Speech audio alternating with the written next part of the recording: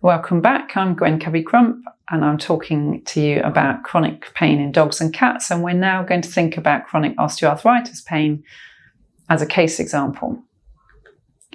So this is Lucy. This is a real patient. I've changed the name.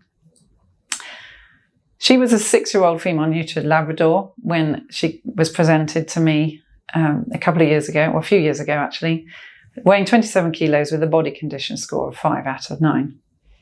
She had recently been diagnosed with bilateral elbow dysplasia because she had become lame, and the owner normally walks her for 2 times 1.5 hours per day. So she's very active. The owner's very active.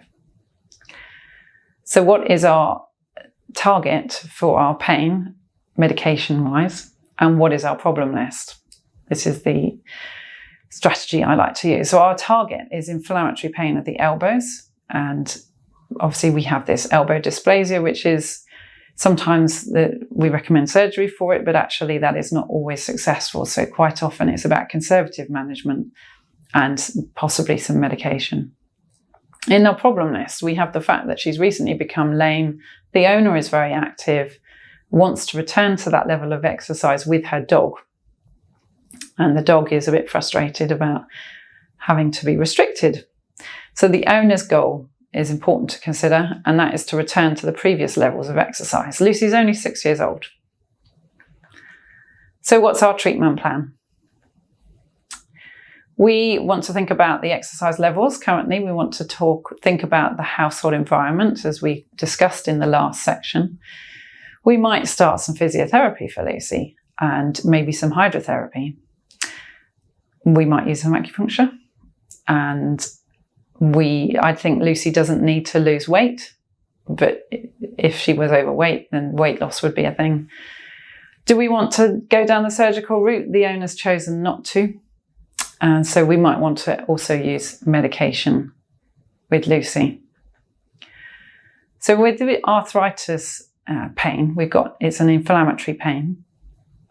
In arthritis, the nociceptors are sensitized by a range of triggers, as illustrated here in this diagram: prostaglandins, bradykinin, cytokines, nerve growth factor, a change in pH in the joint. And this, as I said, so it sensitizes the nociceptor, which then transduces that signal that then goes to the dorsal horn of the spinal cord. So the obvious first-line treatment here is either a non-steroidal anti-inflammatory or maybe an anti-nerve growth factor monoclonal antibody, such as Librela, or if there's a cat, Solensia. Now, in this case study, Lucy comes back to you a few years later. She's now 9 years old, and she's still a female neutered Labrador. She's now 31 kilos, and her body condition score you judged to be 6 out of 9. She has this history of bilateral elbow dysplasia. And now she's walked for 45 minutes twice a day. So the owner has cut back on her walks gradually over the years. But she's been really well managed in her pain with her elbows. But now she's representing to you because she has a recent lameness in her left hind limb. So what we're going to do for Lucy now? What are our pain targets? We have acute nociceptive inflammatory pain in the stifle in the left hind. That's where you actually localize the pain too. You were able to observe Lucy walking, and you can see that she's lame on the left hind. And so in your examination, you are able to find that this area, this stifle, has an effusion, and this is where you think the problem lies.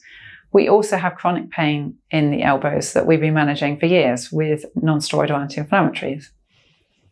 What's our problem list now? We have this acute injury to her left hind, and you do believe it's an injury. The elbows are now taking more weight, which is confounding her chronic pain, which was previously stable. Now the owner's goal is to return to a moderate level of exercise. She's not expecting to go hiking up mountains with Lucy. But then Lucy is only 9 years old, so she's still got a little bit of life left in her yet. So you diagnose through x-rays and your examination that you think Lucy has a cranial cruciate ligament rupture, and you know that stabilising that stifle is probably the best strategy. You still have all the treatment modalities that you had available to you when you first saw Lucy, but now maybe our priorities have changed a little. We still need to restrict exercise. We still need to look after her in the household environment and areas where she might injure herself, such as jumping into the car, onto a sofa, running up the stairs. We might still want to carry on some physio for Lucy whilst she waits to have surgery and after she has surgery. After she has surgery, maybe hydrotherapy would be useful to build her up. Weight loss is very important here. And you can probably do things like ice that joint, which is currently painful and swollen. So probably our main priorities then are going to be thinking about surgery to stabilise that stifle joint. I'm not an orthopaedic surgeon, so I'm not going to go into details with that. Weight loss, maybe using some ice. And medication-wise, I think I would consider adding some paracetamol to the anti-inflammatory she's already on. Or if she's on Librela, for example, you could add paracetamol in. I might think about starting an NMDA receptor antagonist because she's probably got some central sensitization because of her pre-existing pain.